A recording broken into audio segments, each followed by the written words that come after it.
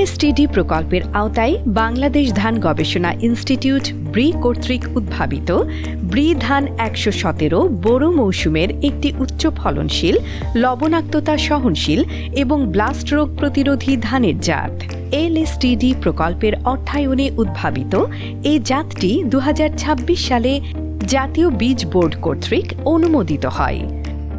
চারা রোপণ থেকে ধান পাকা পর্যন্ত এর জীবনকাল ১৩০ থেকে ১৩৫ দিন, যা বোরো মৌসুমের জনপ্রিয় জাত ব্রি ধান ২৮-এর সমপর্যায়ের।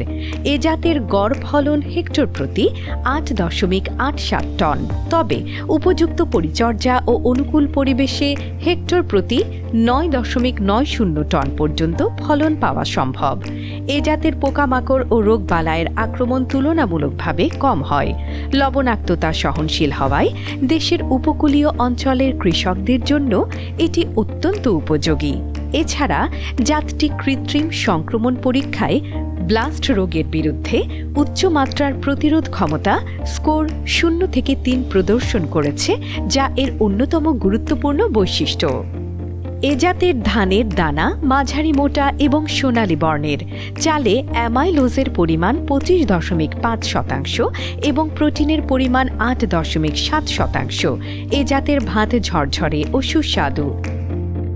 ব্রি ধান ১১৭ জাতটি ইতিপূর্বে উদ্ভাবিত লবণাক্ততা সহনশীল ধানের জাত। ব্রি ধান ৬৭ থেকে গড়ে ১.৩ টন ফলন বেশি দিয়েছে এবং এটির লবণাক্ততা সহ্য করার ক্ষমতা ব্রি ধান ৬৭-র মতোই, অর্থাৎ এটি আপনার চারা অবস্থায় ১২ থেকে ১৬ ডেসিসাইমেন পার মিটার এবং সমগ্র জীবনকাল ব্যাপী ৮ থেকে ১০ ডেসিসাইমেন পার মিটার লবণাক্ততা সহ্য করতে পারে। ব্রি ধান ১১৭ চাষের জন্য নিম্নোক্ত সুপারিশসমূহ অনুসরণ করা উচিত। বোরো মৌসুমে সাধারণত কার্তিক থেকে অগ্রহায়ণ মাসের মধ্যে বীজতলায় বীজ বপন করতে হবে। চারার বয়স ৩০ থেকে ৩৫ দিন হলে মূল জমিতে রোপণ করা উচিত।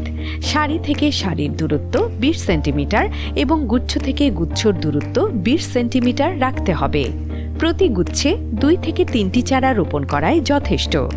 জমির উর্বরতা অনুযায়ী সুষম হারে সার প্রয়োগ করতে হবে।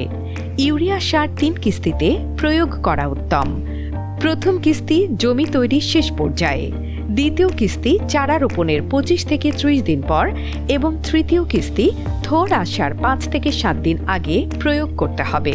পাশাপাশি প্রয়োজন অনুযায়ী টিএসপি, এমওপি, পটাশ, জিপসাম ও জিঙ্ক সালফেট প্রয়োগ করতে হবে।